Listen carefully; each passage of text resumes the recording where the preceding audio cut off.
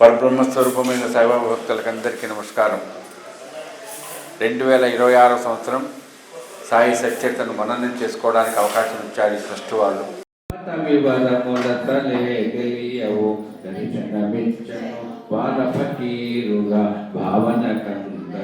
భగవంతునిగా మహల్కాపతిమది పిలచిన దైవము శ్రీపురమున వెలసిన దైవము గురము జాట తెలిపినందుకు నీరు నిప్పు చూపిన తీరుకు చాందపాటిలో అచ్చరు వందను భక్తునిగా శరణాగతి వేదను కవి తేజస్సును కలిగిన యోగి రాగద్వేషములు చంద్రుని పోలిన చక్కని సాయి చల్లని దీవెన ఇచ్చును హాయి యోగి రూపధర హే మహిమాన్విత పావన చరిత ఋషిజన సేవిత భక్త జనావన హృదయ విహారి భవ భయహారి కపనీధారి భగవద్గీతకు భాష్యము చెప్పెను అర్థము చెప్పెను నరనరాలను శుద్ధిపరచను ఖండయోగమున ఖండని చాటను గురు కటాక్షమును పొందిన ఘనుడు తద్గురువై జగూపే ఘనుడు అన్నదాత అభయప్రదాత ఆశ్రితులకు ఆనంద ప్రదాత ఆశాపాశము లేని పవిత్రుడు అగణిత గుణగణ దివ్య చరిత్రుడు భక్త రక్షణ దీక్షామృతుడు భక్తి ముక్తి ఇచ్చే దేవుడు మృతుడై మళ్ళీ జీవము పొందెను మాధవ మహిమను మహిమ చూకను నీళ్ళట వెలిగే దీపకాంతులు నివ్వరపోయేది చెల్లి ప్రజలు పంచభూతముల అధిదేవతవు భూతభేదాల నిరోధకుడవు భిక్షమడిగెను తన భక్తులను కర్మ ఫలితమును తమకిమ్మనెను కుష్ఠురోగమే కనుమరుగాయను భాగోని దాసురాయను భైజామాతకు మోక్షదాతవు దాస్యాకేమో ప్రాణదాతవు రామానమ్మిన స్వామి నీవే చందోత్కరే నీలని చేరను దాసగణుడు నీ ఘనతను కాడను కవిగువాకు విఠల దేవుడవు గౌరవకరుణకు దత్తదేవుడవు పంద్రావనితకు నీవే గణపతి నిమోన్కరుణకు నీవే మారుతి రాముడి నీవని డాక్టరు చెప్పెను సత్యదేవుడని గణుడు పలికెను మేఘానమ్మిన శివుడవు నీవే పాకే నమ్మిన అల్లా నీవే సకల దేవత రూపము నీవే సకల చరాచర జగత్తు నీవే యోగశక్తితో వెలిగించిన ధుని పాపాలను కాల్చే పావని మైనాదాయిని రక్షించినది భక్తులకిచ్చను బాబాఊది ధునించిన దివ్య విభూతి గోధుమ పిండితో కలరా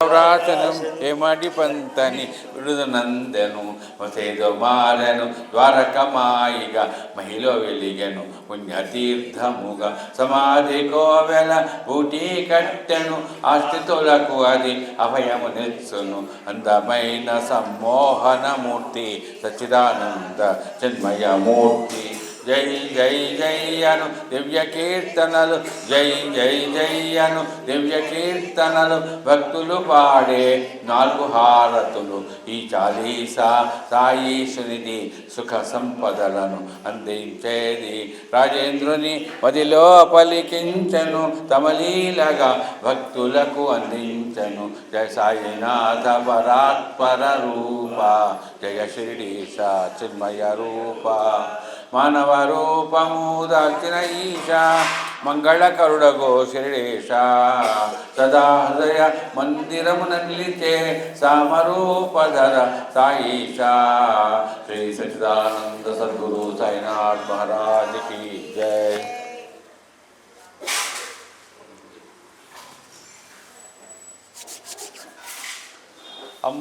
अंबनवांबुज्वलकरांबुज चारत चंद्र चंद्रिकाडंबर चारुमूर्ति प्रकटस्फुटभूषणरत्नदीपिकाचुम्बितदिग्विभागनिजशुक्तिविविक्तनिजप्रभाव భావంబరవీధి కృపతోడు భారతి.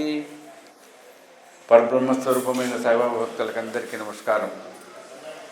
2026 సంవత్సరం సాయి సత్యతను మననం చేసుకోవడానికి అవకాశం ఇచ్చారు ఈ ట్రస్ట్ వాళ్ళు. మనం అందరం కలిసి బాబా చరిత్ర మననం చేసుకునే అవకాశం కలిగింది. గుర్తు చేసుకుంటున్నాం. ప్రతి సంవత్సరం ఏమిటండి అదే కథ కదండి అంటారు. ప్రతి సంవత్సరం కాదండి, ప్రతిరోజు కూడా ఒకటి మనం మననం చేసుకుంటాం. ఎవరిని? భగవంతుడిని. భగవంతుడు ఎవరో? భగవంతుడు గురువు వేరు కాదండి, గురువే భగవంతుడు. కాబట్టి ప్రతి సంవత్సరం కాదండి, ప్రతిరోజు గుర్తు చేసుకోవాలి.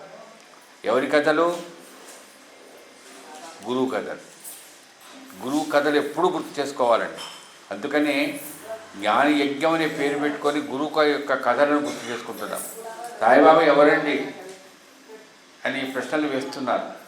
నేను ఈ విమర్శలకు తావివ్వను. విమర్శలకు తావిస్తే ఎట్లా ఉంటుందో ఆ విమర్శల గురించి ఆలోచిస్తారు. లేనిపోయి పెంటెందుకు రాయి వేయడం. అక్కడ ఒకటే చెప్తున్నాను, మనకు బాబా ఎవరనే ప్రశ్నకు సమాధానం కావాలంటే రాజేంద్ర ప్రసాదో, ఇంకో శాస్త్రి గారో, ఇంకొక శశి గారో ఎవరో చెప్పకూడదు. దానికి మనకు ఆధారం ఏదంటే సచ్చరిత్ర. సచరిత్రలో హేమాది పంత్ అని పిలువబడినటువంటి అన్నాసాహెబ్ దబోల్కర్ ఏం చెప్పాడు బాబా గురించి, ఎవరైనా ఆయన ఏం చెప్పాడో అదే మనం గుర్తు చేసుకోవాలి. రాముడు ఎవరండి? ఆయన క్షత్రియుడండి, ఆయనకు కులం వాడండి అని చెప్పలేదే. ఎవరు? వాల్మీకి. ఆయన ఒక పురుషోత్తముడు ఆయన అని చెప్పాడు. అదే గుర్తు చేసుకుంటున్నామా లేదా? అలాగే హేమాడి పంత్ గారు, అన్నాసాహెబ్ దబోల్కర్ గారు ఏం గుర్తు చేశారో దాన్నే మనం గుర్తు చేసుకోవాలి. అందుకని జ్ఞాన యజ్ఞం అనే పేరుతో 622వ జ్ఞాన యజ్ఞంలో ఈ రకంగా మనం గుర్తు చేసుకోవాల్సిన విషయంలో సాయిబాబా ఎవరు? సాయిబాబా గురువు. ఆయన గురువే, వేరే విషయం కాదండి. ఆయన ఏదో సచ్చరిత్ర అనేటువంటి పుస్తకం ఏదైతే ఉందో ఆ పుస్తకం చదివేటప్పుడు మనకు అనిపిస్తుంది ఇది ఏదో గొప్పగా చాలా బాగా ఉందండి, చదువుకోవడానికి బాగా ఉందండి. పుస్తకం కాదది, పుస్తకమే కాదండలేనిది. కానీ అది గురు చరిత్ర. గుర్తుపెట్టుకోండి బాగా, అది గురు చరిత్ర. దాని ప్రభావం చాలా ఉంటుందండి. ఎందుకంటే మనకి ఏ భావన ఉంటుందో ఆ భావన ప్రకారమే మనం అనుభవం పొందుతాం. భావన లేని అనుభవం పొందలేము. భావన నేను పుస్తకం తీసుకున్నా, ఈ పుస్తకం తీసుకొని చదువుతున్నాను, ఇది గురు చరిత్ర అనే భావనతో చదవాలి, వినాలి. లేదండి ఇది ఏదో కాసేపు చదువుకోవడానికి బాగుందండి, కథలు చాలా తమాషాగా ఉన్నాయండి, ఆశ్చర్యకరమైనవండి, ఏదో అండి, నిజమే కాదని నేను అన్నాను. కానీ నీకు కనుక భావన కనుక గురు చరిత్ర అనేటువంటి భావనతో కనుక ఈ పుస్తకాన్ని తీసుకొని చదివావంటే దానికి తగినటువంటి ప్రభావం పొందుతావు. ఎందుకంటే గురువు చరిత్ర అంత గొప్పదా? గురువే గొప్పవాడు, ఇంకా గురువు చరిత్ర గొప్పైంది. మరి గురువు చరిత్ర అనేటువంటి పేరు పెట్టవచ్చు కదండి. ఇది సాయిబాబా జీవిత చరిత్ర ఎందుకు పేరు పెట్టారో నేను చాలాసార్లు మీకు గుర్తు చేశాను. ఇది గురు చరిత్రే, తేడా ఏమీ లేదు. మరి గురు చరిత్ర అనే పేరు ఎందుకు పెట్టలేదు అనే దానికి మీకు కూడా తెలుసు, నాకు తెలుసు. ఏదది? అన్నాసాహెబ్ దబోల్కర్, హేమాడి పంత్ అనేవాడు మహారాష్ట్ర వాడు. ఆయన మాతృభాష మరాఠీ. ఆ మరాఠీలోనే గురు చరిత్ర అనే పేరుతో ఒక పుస్తకం ఉంది. మీరు ఎవరైనా మహారాష్ట్ర పోతే కాస్తంత ఆధ్యాత్మికమైనటువంటి ఆలోచనలు కలిగిన వాళ్ళ ఇంట్లో ఎవరింట్లో అయినా చూడండి, తప్పకుండా ఉండేది ఏదంటే ఒకవేళ రామాయణం ఉండకపోవచ్చు, భాగవతం ఉండకపోవచ్చు, కానీ గురు చరిత్ర మాత్రం ఉంటుంది. మీరు ఎక్కడ ఎవరింటికైనా వెళ్ళండి మహారాష్ట్రలో, గురు చరిత్ర ఉండి తీరుతుంది. మరి ఆ గురు చరిత్ర ఎవరు రాశారండి? సరస్వతి గంగాధర్. మరి ఆ పుస్తకమును ఎప్పుడైతే గురు చరిత్ర అనేది మహారాష్ట్రలో ప్రసిద్ధిగా ఉంది కాబట్టి ఆ పుస్తకాన్నే చదివేవాడు ఎవరు? అన్నాసాహెబ్ దబోల్కర్ కూడా అదే పుస్తకం చదివేవాడు. అట్లా చదువుతున్న అన్నాసాహెబ్ దబోల్కర్ మరి గురు చరిత్ర అని ఇంకో పుస్తకం రాస్తాడా? అది ఏదో ఇప్పుడు సినిమాలు కనుక వస్తున్నాయండి, అఖండ 2, అఖండ 1, అఖండ 3 అని, అట్లా నంబర్ 1, నంబర్ 2, నంబర్ 3 రాయకూడదుగా. అందుకోసమని హేమాడి పంత్ అని పిలువబడిన అన్నాసాహెబ్ దబోల్కర్ గారు ఏం చేశాడంటే, అయ్యా ఇది గురు చరిత్రే, కానీ దీనికి పేరేమిటి? సాయి సమర్థ సాయి సమర్థ యొక్క చరిత్ర ఇది. ఈ చరిత్ర ఇది గురు చరిత్రే. కాబట్టి ఈ చరిత్ర అనేటువంటిది గురు చరిత్రగా భావించుకొని రాశాడు అది. ఇక్కడ మనకు ఒక సందేహం కలుగుతుంది, గురువుగారి చరిత్ర కదండి ఎంత ప్రభావితమైంది. ఒకటే నేను ఈ మధ్యకాలంలో మీకు అందరికీ తెలుసు, అసలు ఇంతమంది సాయి బంధువుల మధ్య కూర్చొని మాట్లాడగలుగుతాను. అది ప్రత్యేకంగా మా అమ్మాయి ఇంట్లో, ఏదంటే మా ఇంట్లో తప్ప జ్ఞానయజ్ఞం జరగలే ఈ 2 సంవత్సరాలలో. ఎక్కడికి బయటికి పోలేదు, ఎక్కడికి రాలేదు, పోవడానికి రావడానికి నాకు వీలు కాలేదు అనారోగ్యరీత్యా. కానీ ప్రత్యేకంగా కొంత దూరం పాటు వచ్చి ఇట్లా జ్ఞానయజ్ఞం అని ప్రారంభం చేసి వారం రోజుల పాటు వినగలిగినటువంటి మననం చేసుకునే అవకాశం ఇప్పుడే కలిగింది 2 సంవత్సరాల తర్వాత. అదిగో ఆ తల్లి అంటున్నది, మిమ్మల్ని చూడగలుగుతామో లేవో అని. చూడగలగడం కాదమ్మా, నాకుండేటువంటి అనుగ్రహం ఇదంటే మీరందరి యొక్క ఆశీర్వచన బలంతోనే నేను ఈ రకంగా ఉన్నాను. కాబట్టి ఈ మననం చేసుకునే అవకాశంలో నేను ఒకటే గుర్తు చేసుకున్నాను, గురు చరిత్ర అనేటువంటిది ఏదైతే ఉందో ఆ గురు చరిత్రను వింటున్నాం. కాబట్టి గురువు అవసరమా? ప్రశ్న వేసుకోండి. మీరు సాయిబాబా అవసరమా లేదని పక్కపట్టండి. అసలు గురువు అవసరమా? మాకు అన్నీ తెలుసు కదా. ఈ ఆలోచన ఎవరికి కలిగింది తెలుసా? ఈ పుస్తకాన్ని రాసడానికే కలిగింది. తెలుగులోకి అనువాదమైంది ఇది. ఈ మహారాష్ట్రలో మరాఠీ భాషలో హేమాది పంత్ అని పిలువబడిన అన్నాసాహెబ్ దబోల్కర్ ఈ గురుచరిత్ర రాశాడు. ఆయనకే డౌట్ వచ్చేసింది. ఎప్పుడు రాయక ముందు వాల్మీకి రామాయణాన్ని రాశాడు, తెలుసు మీకు ఆయన కథ.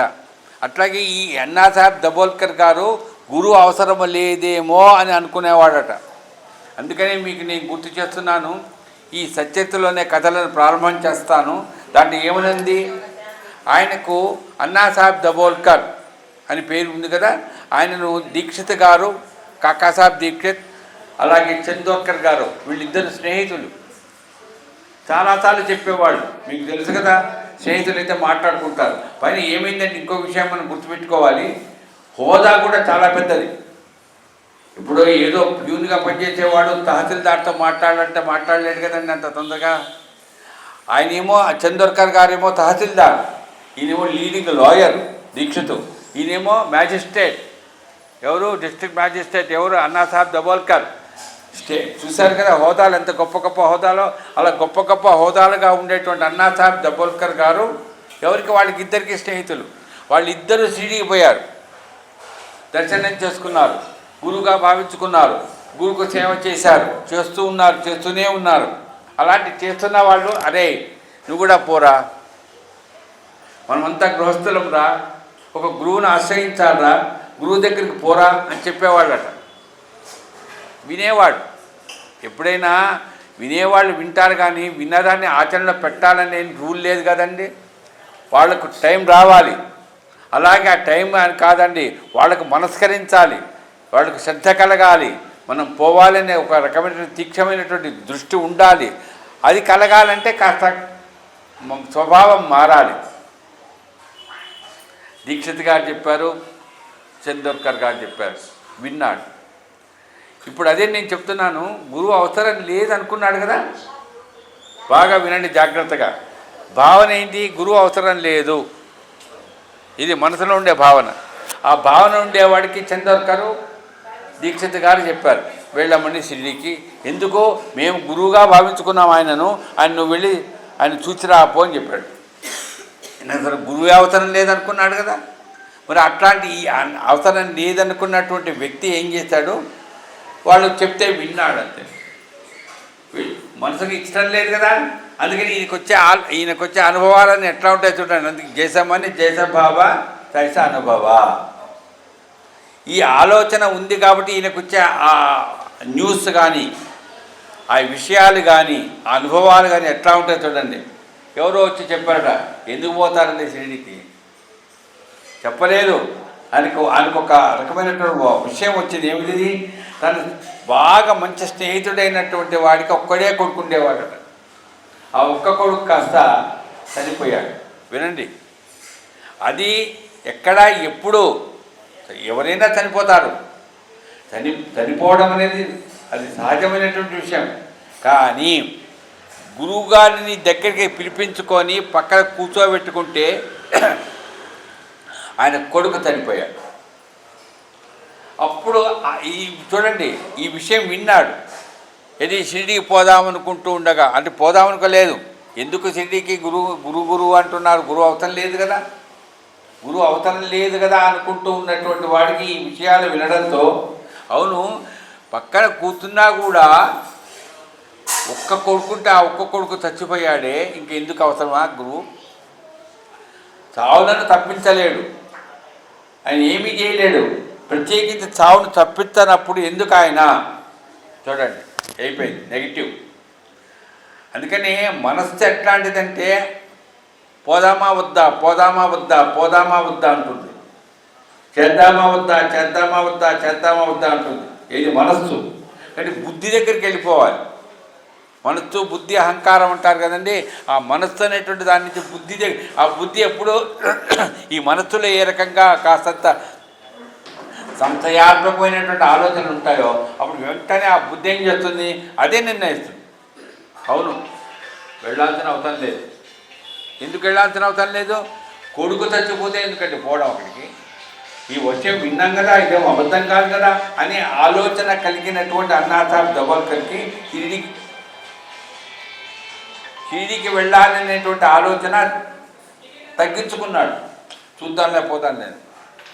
అందుకని జాగ్రత్తగా వినండి. హేమాది పంత్ గారు రాసినటువంటి ఈ పుస్తకంలో ఎక్కడా కూడా ఏ రకమైనటువంటి అనవసరమైనటువంటి విషయాలు లేవు. ఒకటే మనం గుర్తుపెట్టుకోవాల్సింది, మనకు అనుమానాలు కలుగుతాయి. అవునండి మరి ఆ రకంగా ఆలోచన ఎందుకు కలిగింది హేమాది పంత్ గారికి, ఎందుకు కలిగింది అంటే కారణం చేసామని చేసే భావా తైసానుభవ. అట్లా నేను షిరిడీకి వెళ్ళాలి అనేది ఆ విషయాన్ని ఆపుకున్నాడు. అక్కర్లేదు, షిరిడీకి వెళ్ళక్కర్లేదు. చూడండి, అట్లా అనుకున్నటువంటి ఆ వ్యక్తి మరి మనసు మార్చుకుంటాడా అండి? శివుడు ఆలోచించండి. ఇప్పుడు నేను చెప్పాను మా శశి గారికి షిరిడీకి వెళ్ళండి అని, ఆయనకి ఇష్టం లేదు. మనసు మారాలంటే ఎంత కష్టమండి. డబ్బులు ఉండొచ్చు, హోదా ఉండొచ్చు, కానీ ఆయన మనసు మారాలి, ఆయనకు ఒక ఆలోచన కలగాలి. మరి అట్లాంటి కలగాలంటే ఎంత కష్టం అది. కానీ చెప్తా చూడండి, రుణానుబంధం ఉంటే మీ ఇంటికి వచ్చి ఛాయ్ తాగుతారు. రుణానుబంధం లేదనుకోండి, కనీసం మంచినీళ్ళు కూడా తాగట, వాళ్ళ ఇంటి సైడ్ కూడా పోదు. రుణానుబంధం ఇప్పుడు గుర్తుపెట్టుకోండి. ఇప్పుడు సాయిబాబా ఎవరుండే గురువు కదండి, గురువుకు సేవ చేయాలి కదండి, గురువు అవసరం లేదు అనుకున్నాడు కదండి. చేసామని చేసే బాబా తైస అనుభవ, గురువు అవసరం లేదు అని అనుకున్నాడు. కానీ ఎందుకు అనుకున్నాడో మీరు విన్నారు ఇప్పుడే. కానీ ఇప్పుడు షిరిడీకి వెళ్ళాలని అనుకున్నాడు. ఎందుకు అనుకున్నాడు, చందోర్కర్ గారు ఎక్కడో రైల్వే స్టేషన్లో ఆయన కనపడితే ఎందుకు వెళ్ళలేదన్నాడు. చెప్పాడు, ఏదో చెప్పాడు సాకు, కానీ వెళ్ళు తప్పకుండా అన్నాడు. ఆయనకు చాలా ఆ చందోర్కర్ గారు చెప్పిన విషయం చాలా నచ్చిందట. అక్కడేమో కొడుకు చచ్చిపోతేనేమో సాయిబాబా ఆ గురువు కదా, గురువు లాంటి వాళ్ళు ఎవరు అవసరం లేదనుకున్నాడు. కానీ చందోర్కర్ చెప్పింది నచ్చిందట. అప్పుడేమో అట్లా అనుకొని పడి ఇట్లెందుకు, అదే మనస్సు. అయ్యా ఆయన చెప్తేనేమో నమ్మలేదండి, ఈయన చెప్తే ఎందుకు నమ్మాడండి ఏమో. ఇప్పుడు ఉన్నారు చూడండి, ఎప్పుడు ఎవరైనా సరే ఒక విషయాన్ని మనం చెప్పినప్పుడు వాళ్ళు చెప్తే మనం నమ్మం. ఉమామేశ్వరరావు గారు మంచి ప్రోగ్రాం పెడుతుంటాడండి, ఏదోనండి ఆయన పెడతాడండి. ఒకరికి చెప్తేనేమో నమ్ముతారు, ఒకరు చెప్తేనేమో నమ్మరు. ఎందుకట్లా అవుతుందంటే వాళ్ళకుండే రుణానుబంధం వలన. చందోర్కర్ అనేటువంటి వ్యక్తి రైల్వే స్టేషన్లో చెప్తే మ్యాజిస్ట్రేట్గా పనిచేస్తున్నటువంటి అన్నాసాబ్ దబోల్కర్ మనసు మార్చుకుంటాడండి. ఎందుకంటే మనసు మారింది, రుణానుబంధమే. రావాలి ఎక్కడికి, షిరిడీకి బాబా దర్శనం చేసుకోవాలి. కాబట్టి రుణానుబంధ రూపంలో ఉండేటువంటి ఆ చందోర్కర్ అనేటువంటి ఆ వ్యక్తి చెప్తే రైల్వే స్టేషన్లో వింటే వెళ్దాం, షిరిడీకి వెళ్తాను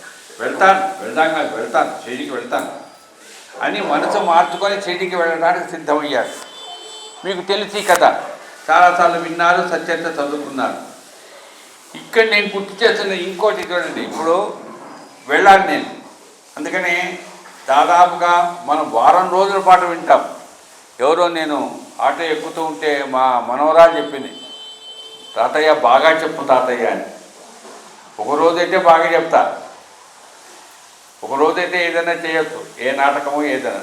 వారం రోజులు కదండి. ఈరోజు నేను బాగా ఈరోజు బాగా చెప్పలేదు సార్, మీరు నిన్న బాగా చెప్పారు సార్. ఈ తేడాలు వస్తాయి చూడండి. ఒక్కరోజు కాదు, వారు సప్తాహం అంటారు. ఇది జ్ఞాన యజ్ఞం. కాబట్టి ఒక్కరోజు విన్నా 7 రోజులు విన్నా ఆ ఫలితం ఒకటే ఉంటుంది.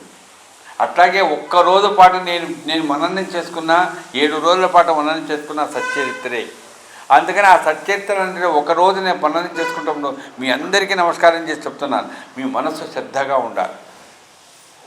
ఆ శ్రద్ధతో ఉంటున్నటువంటి మీకు గుర్తు చేస్తున్నా. ఇప్పుడు చందోర్కర్ చెప్పారు కదా రైల్వే స్టేషన్లో, ఈయన మనసు మారింది కదా, సరే పోదాం. ఎట్లా పోతాడు? నడుచుకుంటూ పోలేడుగా, రైల్వే స్టేషన్కి వెళ్ళాలి. రైలు ఎక్కాడు.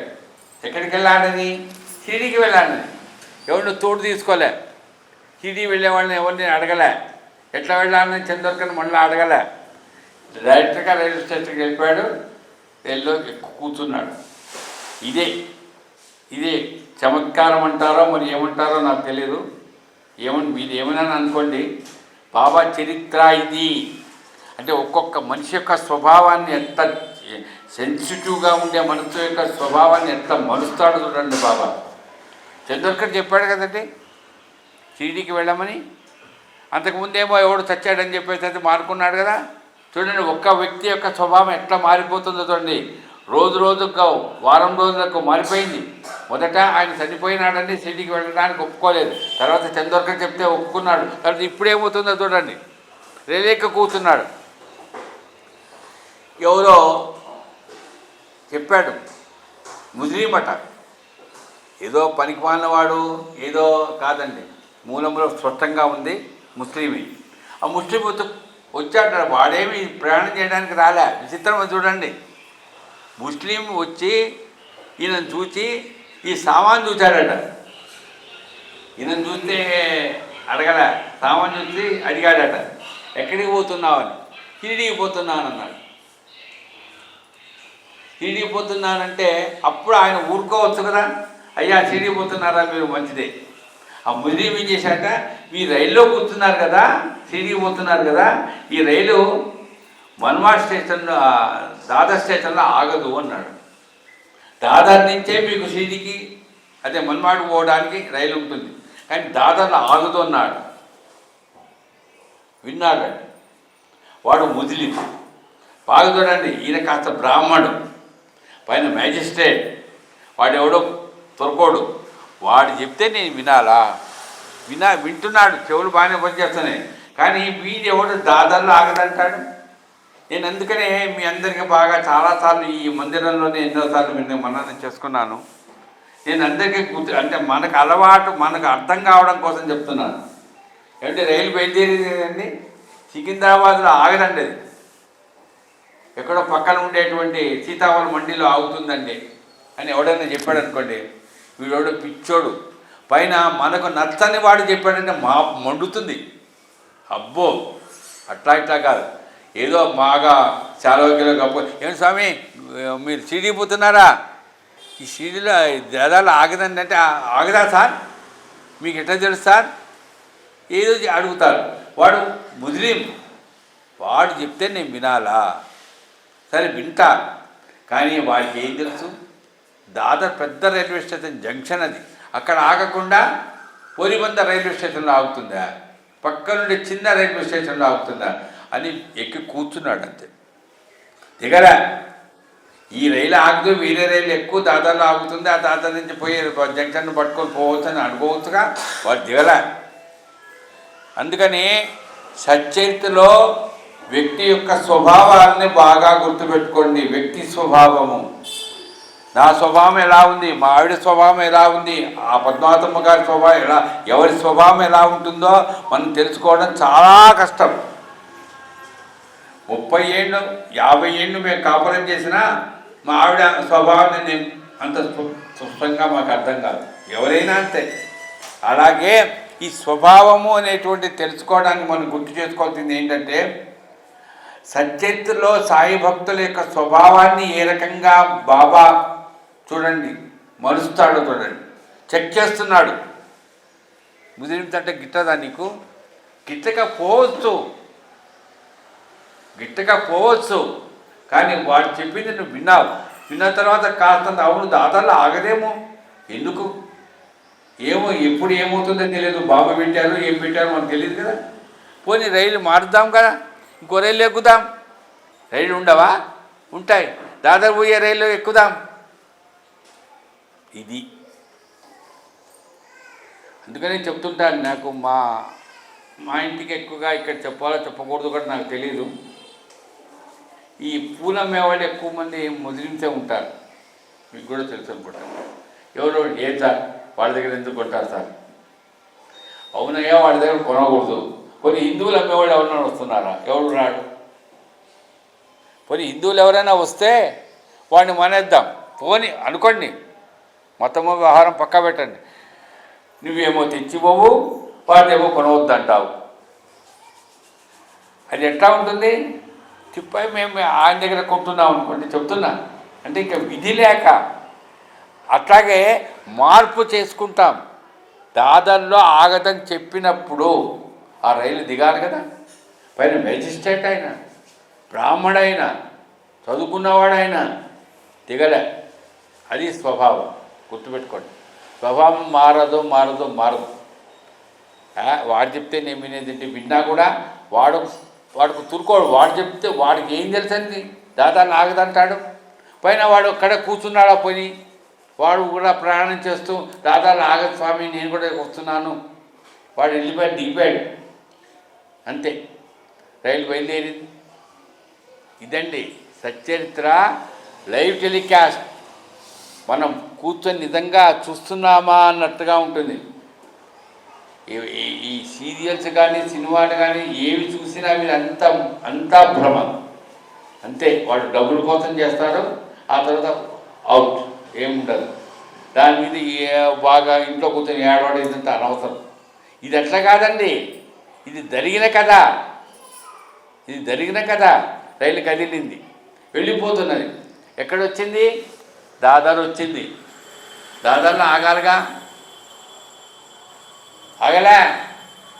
ఇది జరిగింది 1910వ సంవత్సరంలో. ఇది జరిగిన కథ చెప్తున్నాను నేను. షిరిడీకి వెళ్ళాలనుకున్నటువంటి అన్నాసాహెబ్ దబోల్కర్ రైలు ఎక్కి కూర్చుంటే ఆ రైలు కాస్త దాదాలో ఆగలేదండి. అరే ఇదేంటి రైలు ఆగడం లేదు, ఎంత టెన్షన్ ఉంటుందంటే చూడండి. అదే అప్పుడేమో పోదాము షిరిడీ కంటే వాడేవాడు చచ్చిపోయాడు అనుకో, ఇప్పుడేమో రైలు ఏమో ఆగడం లేదు.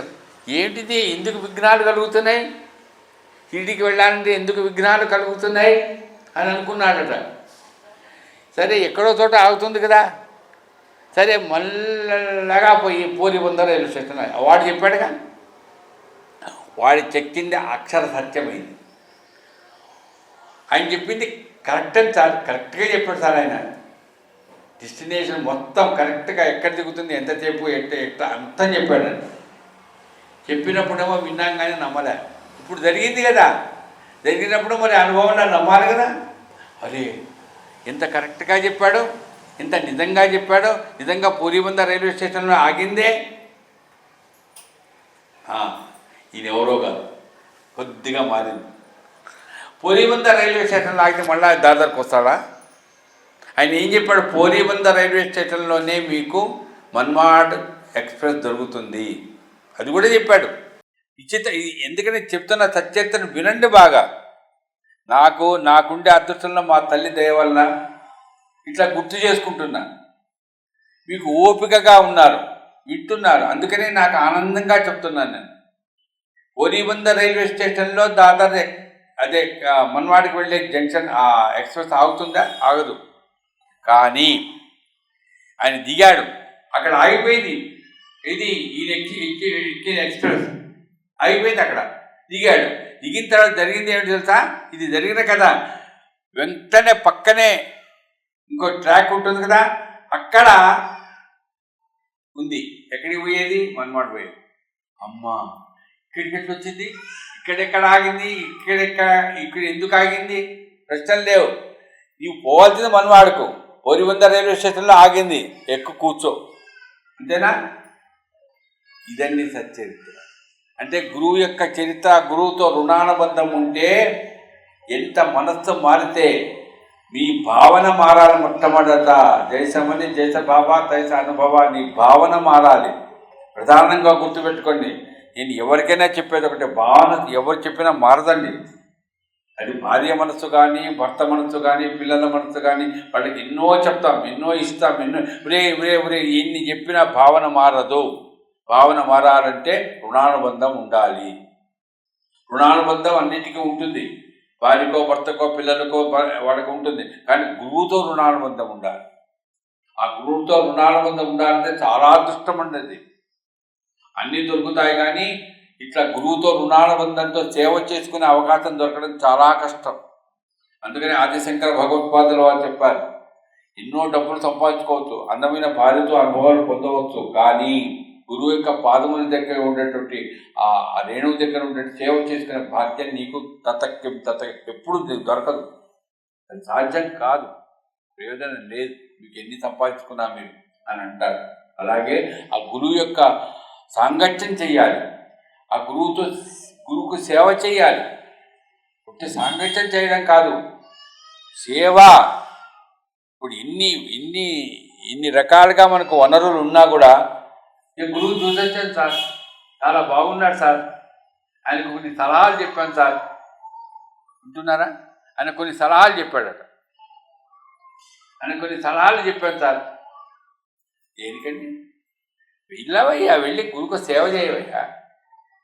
సేవ అనేటువంటి భావన లేని పని ఏ రకంగా కూడా భక్తి కానే కాదు. నేను నిష్కర్షగా చెప్తున్నాను అండి, స్పష్టంగా చెప్తున్నాను. వంటు రీతి కొలువు ఇవ్వవయ్య రామ. ఎవరు? నేనన్నానా? ఎవరన్నది? త్యాగరాజ స్వామి అన్నాడని. వేల కీర్తనలు రాసినటువంటి ఆయన బంటు రీతి కొలువు అడుగుతాడా? నాకు నీ ఆఫీసులో ఏదైనా ఒక మేనేజర్ పోస్టు, నీ దగ్గర పక్కన కూర్చునేటువంటి అవకాశంలో ఒక సన్మానం చేసే అవకాశం కలిగి అడుగుతారు కదా. బంటు రీతికులు ఎవరు? బంటు రీతికులు అంటే కూలి, అక్కడ పక్కన ప్యూన్లాగా ఉండాలి, అంతే, నాకు చాలు. ఎందుకంటే గురువు దగ్గర మనం ఏనాడు కూడా ఏ రకంగా కూడా ఆ స్థాయిని అడగకూడదు. ఆయన దగ్గర ఉండి సేవ చేసుకునే అవకాశం కలగాలి. ఆ గురువు దగ్గర ఉండేటువంటి ఆ ఆలోచన అట్లా ఉండాలి, అట్లాంటి భావన కలగాలి. రైలు బయలుదేరింది, పక్కన వచ్చింది, జంక్షన్ ఉంది, మన్మాడ్కి వెళ్ళేటువంటి రైలు దొరికింది, ఇవన్నీ జరిగాయి.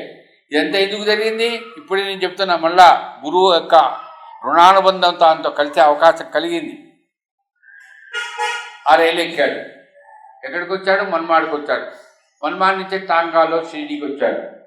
ఆ రోజుల్లో అంతే,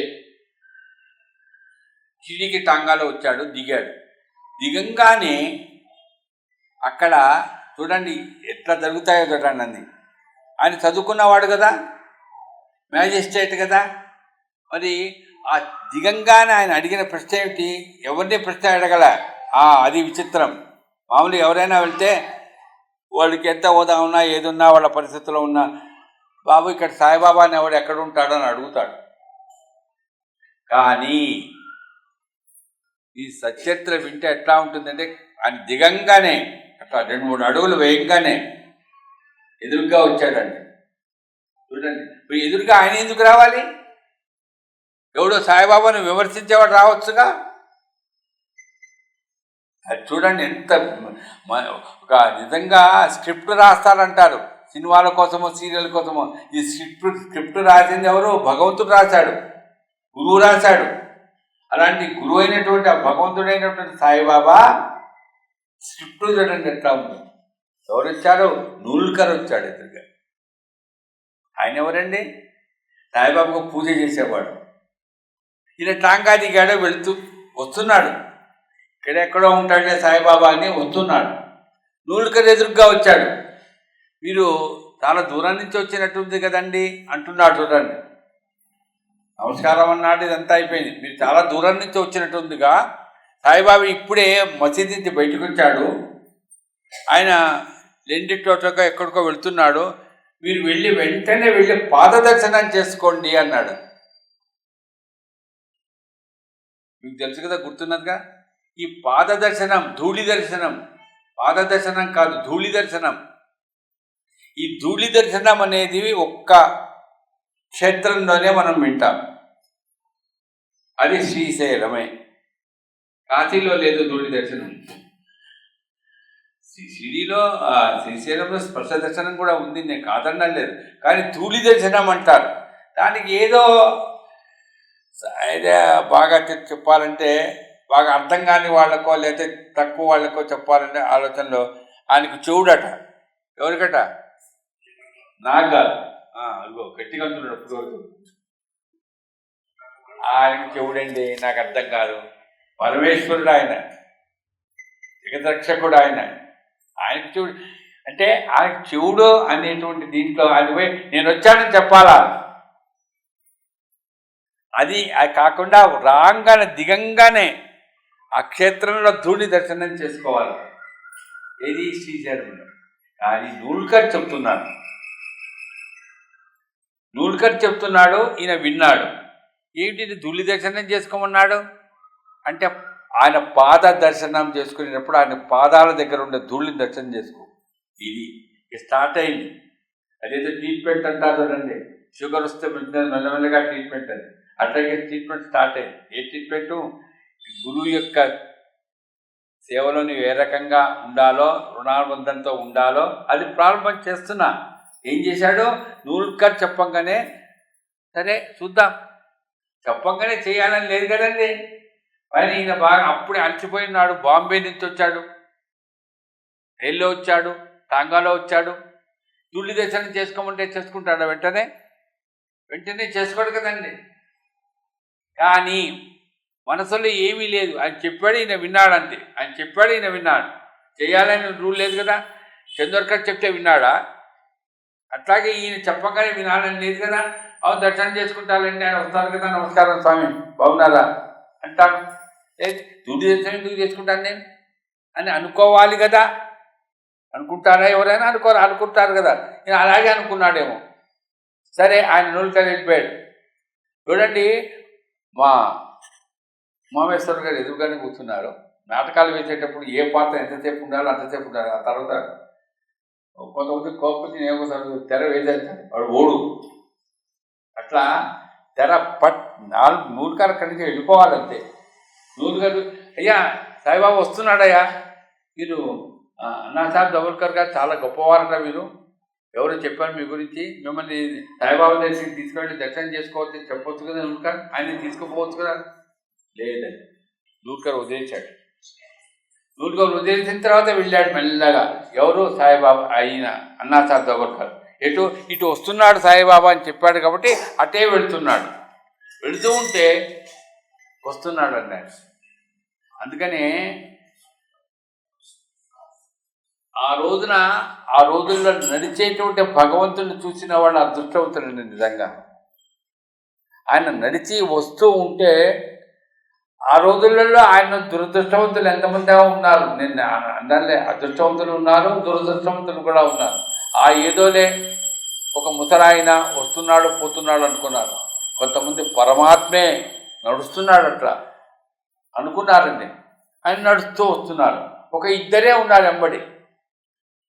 ఎవరు ఎక్కువ మంది 10 మంది లేరు, 100 భాగవతులు లేరు, ఎవరు లేరు. ఇద్దరే ఉన్నారు, అటొకరు అంతే. సాయిబాబా వస్తున్నాడు. ఆ సాయిబాబా వస్తుంటే ఎదురు వెళ్ళాడండి. ఎవరండి? సాయిబాబాను చూడ్డానికని వెళ్ళినటువంటి అన్నాసాహెబ్ దబోల్కర్ వెంటనే ఏం చేశాడంటే, నేను చెప్పాను కదా ఇప్పుడే, చెయ్యాలని రూల్ లేదు. ఖచ్చితంగా నువ్వు ధూళి దర్శనం చేసుకోమని చెప్పాడు కాబట్టి చెయ్యాలని లేదు. కాళ్ళ మీద పడ్డాడు. చందోర్కర్ చెప్పలేదే, దీక్షిత చెప్పలేదే, నూల్కర్ చెప్పాడు కదా. నూల్కర్ నాకు తెలియదు కదా. ధూళి దర్శనం, నమస్కారం సాయిబాబా గారు బాగున్నారా, బాగున్నారు కదా, నేను వచ్చాను చెప్పొచ్చు కదా. ధూళి దర్శనం చేసుకున్నవాడు అన్నాసాహెబ్ దబోల్కర్ తన ఆత్మకథలో రాసుకున్నట్టుగా సచ్చరిత్రలో ఈ గురుచరిత్రలో చెప్పింది ఏం తెలుసా, నాకు నా ఆత్మ నన్ను విడిచిపోయినంత అనుభవాన్ని నేను పొందాను. ఎవరు చెప్తుంటారు కానీ ఇంపార్టెంట్ అనేట్టుగా అండర్లైన్ చేసుకుంటారు కొంతమంది. అట్లాగే ఆత్మ శరీరాన్ని విడిచిపెట్టడం ఒకేసారి జరుగుతుంది. అంటే ఆత్మ సాక్షాత్కారం కలగడం. నేనెవరో నాకు తెలియదా? కాదు, నేను తెలుసు. నేనెవరో? నేను ఆత్మనే, నేను భగవంతుడి స్వరూపాన్నే అని తనకు తనుగా ఉండేటువంటి స్థితిని పొందగలిగినటువంటి ఆ అనుభవాన్ని పొందాడు అన్నాసాహెబ్ జబర్కర్. ఎక్కడా? ఏదో దివ్యమైనటువంటి క్షేత్రంలో కూర్చొని రూపాన్ని చూస్తూ కాదు. రూపము కాదండి, బాగా గుర్తుపెట్టుకోండి. అదే ఈ ఫోటో తీస్తున్నటువంటి, వీడియో తీస్తున్నటువంటి అబ్బాయి సాయి. నేను అబ్బాయి అంటాను, మా అబ్బాయి కంటే చాలా పిల్లవాడు. ఈ మధ్యనే మొన్ననే గాణకాపురం పోయించాడు, దత్తక్షేత్రాలు అక్కలకోట. అక్కడ పాదదర్శనం అండి, దివ్యమైన పాదదర్శనం. దివ్యమైన పాదదర్శనం ఏంటంటే వెంకటేశ్వర స్వామి చూస్తే బ్రహ్మాండంగా కిరీటాలు అవి ఇవి వేసి ఆభరణాలు వేస్తారు, అది దివ్య దర్శనం కాదు. ఇదేం దర్శనం అండి? పాదాలు ఎవరికైనా ఒకే రకంగా ఉంటాయి కదా, వేరువేరుగా ఉంటాయి. కొంతమంది ఎక్కువ పొడుగ్గా ఉంటాయి, కొంత తక్కువగా ఉంటాయి. అట్లాంటి పాదదర్శనం ఏంటండి? పాదదర్శనమే గురువుకు చేయవలసినటువంటిది. అమ్మవారికో ఈశ్వరుడికో అయితే ఆ రూపదర్శనం చేసుకో, కానీ ఇక్కడ నువ్వు దర్శనం చేసుకుంది పాదదర్శనమే. అదే ఈ సత్యది ఈ గురుచరిత్రలో హేమాధిపంత్ గారు చెప్పినట్టుగా ఆయనకు అనుభవం కలిగిస్తున్నాడు. చెయ్యాలని తెలియదు, నూలుకర్చేత చెప్పించాడు. నూలుకర్చేత చెప్పించిన తర్వాత ఆయన చేశాడు, దివ్యమైన అనుభవాన్ని పొందాడు. అయిపోయింది. అంతవరకు ఒక కథ అండి. అయిపోయిన తర్వాత మరి దివ్య ఆయన బాబా దర్శనం చేసుకున్నా కదా అని వెళ్ళిపోయాడా? లేదు, ఆ ఊళ్ళోనే ఉన్నాడు. తర్వాత నేను అదే చెప్తున్నానమ్మా, మనసులో ఉంది, మనసులో ఉండే స్వభావాన్ని ఇప్పుడు ఆయన మెల్లమెల్లగా సాయిబాబా మారుస్తున్నాడు. గురువు అవసరం లేదు అన్నవాడు మరి గురువు పాదం ఎందుకు నమస్కారం చేశావు? ఇప్పుడు కాస్త మార్పు వస్తున్నది. మార్పు వచ్చిన స్వభావంలో మార్పు రాలే. అదేంటి సార్ మీరు అట్లా అంటారు? ఎందుకంటానంటే సాయిబాబా దగ్గరే ఉంటూ ఉన్నటువంటి వ్యక్తి ఒక 4-5 రోజుల తర్వాత బాలా భాటే అన్న కాకసాహెబ్ దీక్షిత్ వీళ్ళ మధ్య కూర్చొని వాదన చేశాడండి. సబ్జెక్ట్ ఏమిటండి? వివరంగా నేను చెప్పలేను, నాకు కూడా టైం అయిపోతున్నది, వివరంగా చెప్పలేను. సబ్జెక్ట్ ఒక్కటే, వేరే ఏం లేదు. గురువు అవసరం లేదంటాడు ఈయన, అవసరమే అంటాడు ఆయన. ఎవరు? బాలాభాటే. బాలాభాటే బాగా చదువుకున్నవాడండి, లాయర్. ఆయన బాగా చదువుకున్నవాడు. ఆయనతో వాదన చేశాడు. అక్కడ ఏం వాదన? ఇప్పుడు నేను పోయి వెంకటేశ్వర స్వామి దగ్గరికి పోయి వెంకటేశ్వర స్వామి గురించి వాదన చేయడం ఎట్లా ఉంటుంది? నువ్వు ఆ క్షేత్రంలో ఉన్నావు, ఆ క్షేత్రం యొక్క అధినాయకుడైనటువంటి ఆ వ్యక్తిని నువ్వు గౌరవించాలా, లేకపోతే వాదన చేస్తావా? నువ్వు ఎందుకు పోయినట్టు తిరుమలకు పోయి వెంకటేశ్వర స్వామిని గురించి ఏదో రకంగా విమర్శించడం తప్పు కదా. అలాగే ఈయన ఏం చేశాడు? షిరిడీలో అది కూడా స్థానం అంటారు చూడండి. ఈ గుళ్ళోకి వచ్చి, ఈ లక్ష్మీనగర్ గుళ్ళో సాయిబాబా మందిరానికి వచ్చి, ఏంటండి ఇట్లా ఉంది ఏంటండి? కాదు, ఈ క్షేత్రం యొక్క విశేషమైన క్షేత్రం అండి ఇది. నాకు మాత్రం చెప్తున్నాను, నేను ఆ తల్లి చెప్పినట్టుగా నాకు మళ్ళా పునర్జీవనం కలిగించి మళ్ళా అదే వేరే చోట నేను ఎక్కడా ఇంతవరకు చెప్పలేదు. 2 సంవత్సరాలు ఇప్పుడే ఇక్కడే ఈ క్షేత్రంలోనే నేను మళ్ళా ఈ రకంగా ఇంత శక్తివంతంగా మీ ముందు బాబా చరిత్రను గుర్తు చేసుకుంటున్నాను. మరి ఈ క్షేత్రానికి విలువ లేదా? తాన బలమే కానీ తన బలమే కాబరా అని ఈ క్షేత్రానికి విలువలు. ఎంత క్షేత్రం ఉండే, గొప్ప క్షేత్రం ఈ సైదాబాద్ సాయిబాబా మందిరం. కాబట్టి ఈ క్షేత్రానికి విలువ ఉంది. అట్లా ఇప్పుడు నేను చెప్తున్నట్టు బాలా భాటే, అన్నాసాహెబ్ దబోల్కర్, దీక్షిత్ ముగ్గురు కూర్చున్నారండి. దీక్షిత్ ఏం మాట్లాడలే, ఆయన లాయరు. దీక్షిత్ ఏం మాట్లాడలే, బాలా భాటే మాట్లాడుతున్నాడు, అన్నాసాహెబ్ దబోల్కర్ మాట్లాడుతున్నాడు. ఏమిటి విషయము? అదే పొద్దున్నే టిఫిన్ తిన్నారో కూర్చున్నారు. ఏం లేదు, పనేం లేదుగా, అక్కడేం ఉద్యోగం చేసేది లేదు. ఇంకా కొద్ది రోజుల్లో రిటైర్ కాబోతున్నాడు అన్నాసాహెబ్ దబోల్కర్. ఆ రకంగా ఆ కూతురు మాట్లాడుతూ ఉంటే గురువు అవసరం లేదంటాడు అన్నాసాహెబ్ దబోల్కర్, గురువు అవసరమే అంటాడు బాలా భాటే అని ఎక్కడ మాట్లాడుకుంటున్నారు? ఇప్పుడు క్షేత్రము స్థలము అన్నాను నేను. క్షేత్రం చాలా ముఖ్యమండి. ఏ అమ్మ కడుపున పుట్టావురా అని అడుగుతారు. అది క్షేత్రం. అదే ఏ స్థలం నుంచి వచ్చావురా అంటారు. మీరు శ్రీశైలం నుంచి వచ్చారా సార్, మీరు కాశీ నుంచి వచ్చారా సార్, క్షేత్రం అండి. అలాగే బాలాభాటే అన్నా సార్ దబోల్కర్ ఇద్దరు కూర్చొని మాట్లాడుకున్న క్షేత్రం ఏంటి తెలుసా? గురుస్థాన్. నేను ఎందుకు ఆపుతూ మెల్లగా చెప్తున్నా అంటే గురుస్థానంలోనే కూర్చొని గురువు అవసరం లేదని మాట్లాడతాడు. ఏందండి అన్నా సార్ దబోల్కర్ అంటే చదువుకున్నాడు, బాగా అన్ని విషయాలు తెలుసు. అహంకారం అండి, బాగా గుర్తుపెట్టుకోండి. పైసా ఖర్చు లేకుండా మనం సంపాదించుకోగలిగేది ఏదైనా ఉందంటే అది అహంకారమే. ఏం లేదు, కాస్తంత చదువుకొనే కాస్తంత ఏదైనా చేసినా మనకి ఏదో రకమైన ఒక ఆలోచన వస్తుంది. అన్నా సాహెబ్ దబోల్కర్ అనే వ్యక్తి ఆ రకంగా అహంకారంతో అవసరం లేదు నాకు తిరిగి, నా అవసరం లేదు నా గురువు అని వాదిస్తున్నాడు. బాలాభాటే అయ్యా ఎందుకు వచ్చింది ఈ రకంగా అనుకున్నటువంటి ఆ వ్యక్తి ఈ అన్నా సాహెబ్ దబోల్కర్ మాట్లాడుతూ ఉంటే బాలాభాటే మెల్లగా తగ్గాడు. ఎందుకు ఆయనతో వాదించడం? ఆయన స్వభావం అది. గురువు అవసరం లేదు లేదు లేదు నేను ఆయన అంటుంటే కావాలి కావాలి కావాలి, ఏం కావాలి? ఏమన్నా బయట దొరికే వస్తువా? ఈ మనసులో స్వభావంలో మార్పు రావాలి. ఒక గురువును నువ్వు మొక్కోవాలి నువ్వు అనేది ఎవరు చెప్పాలి? అది ఎవరు చెప్తే రాదండి, ఆ స్వభావంలో మార్పు రావాలి. బాలాభాటే చెప్పి చెప్పి సరేలే నువ్వు చెప్పిందే కరెక్ట్ ఏమో ఏం చేస్తాడండి, నువ్వు చెప్పిందే తప్పని ఎంతకాలం వాదిస్తాడు? అందుకని వాదన పనికి రాదు. సచ్చరిత్ర చదివే వాళ్ళకు కానీ వినేవాళ్ళకు కానీ గుర్తుపెడుతున్నా, ఎవరితో దయచేసి వాదన చేయకండి. వాడెవడో అన్నాడు అని టీవీలలో మళ్ళీ వాడి మీద విమర్శ ఎందుకు? వాదన ఎందుకయ్యా? వాడేదో పిచ్చి కూత కూర్చాడు లేదా మంచి కూత కూర్చాడు, అయిపోయి వదిలేయి. నీకెందుకు? నీకు కావాల్సిందే నువ్వు ఆలోచించుకో. అట్లాగే వాదన వద్దు. ఆ వాదన వద్దు అనేది మనం నేర్చుకోవాలి. ఏం నేర్చుకున్నామంటే సత్యత వల్ల అంటే ఇవే నేర్చుకోవాలి. మనం ఎంతసేపు గంటల సేపు పూజలు చేశాము, గంటల సేపు వ్రతాలు చేశాము, ఇది కాదండి. మనం చేయవలసింది ఏంటంటే ఇవే నేర్చుకోవాల్సినటువంటి విషయాలు ఇవే. ఏమిటి? మొట్టమొదటి వాదన చేయడం అనుకోండి. బాలాభాటే ఆపారు. ఈ లోపల ఏమైందండి? మీకందరికీ తెలుసు, సత్యత మననం చేసుకుంటున్నాను, గంట వాయించారు. ఆ గంట వినంగానే దీక్షిత్ అన్నాడు, అరే హారతికి సమయం అయిందిరా పోదాం. ఆ రోజులో గంట వినంగానే గురుస్థాన్ దగ్గరే ఉంది. గంట వినంగానే హారతి ప్రారంభమైంది అనుకొని వెళ్ళారు. హారతి అయిపోయింది. హారతి అయిపోయిన తర్వాత బాబా వరుసగా కూర్చున్నారు బాబా దగ్గర. ఎవరు? మొట్టమొదట దీక్షిత్ గారు, తర్వాత అన్నా సాహెబ్ దబోల్కర్, ఆ తర్వాత బాలాభాటే, ఆ తర్వాత అన్నా సాహెబ్ దబోల్కర్. వీళ్ళు కూర్చున్నారు.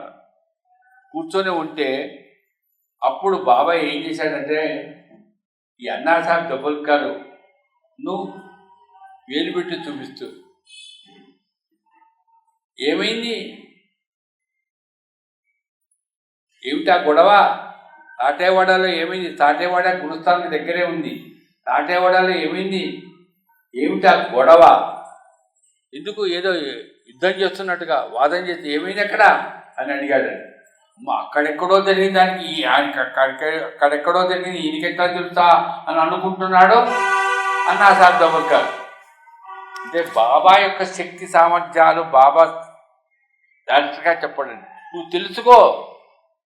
అమ్మా బాబాకు ఎవరు చెప్పనక్కర్లే, ఆయనకు అన్నీ తెలుసు, ఎక్కడ ఏం జరిగింది కూడా తెలుసు. మెల్లమెల్లగా అన్నా సాహెబ్ దబోల్కర్కి ఆలోచన కలిగింది, అమ్మో ఇంత ఏమిటా గొడవ అన్న వ్యక్తి దీక్షిత్ గారిని అడిగాడండి. చూడండి, దీక్షిత్ ఏం మాట్లాడా, అది చెప్తున్నాడండి. ఎంపైర్ అక్కడ అంతా చూస్తున్నాడు, ఎంపైర్ అంతే, డిసిషన్ ఆయనే చేస్తాడు.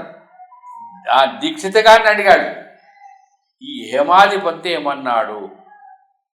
ఎవరితో? దీక్షిత్ గారితో అడిగాడు. ఏమన్నాడు? ఎవరు? అన్నా సాహెబ్ దబోల్కర్ కాదు, ఈ హేమాధిపన్. చూడండి, ఇదే ఈరోజు ఇంతవరకు ఆపుతాను నేను. ఇప్పుడు చాలా టైం అయింది. ఈ రకంగా అన్నాసాబ్ దబోల్కర్ అనేటువంటి వ్యక్తిని పట్టుకొని ఈ హేమాధిపంత్ ఏమన్నాడు అని దీక్షిత్ గారిని అడిగారు.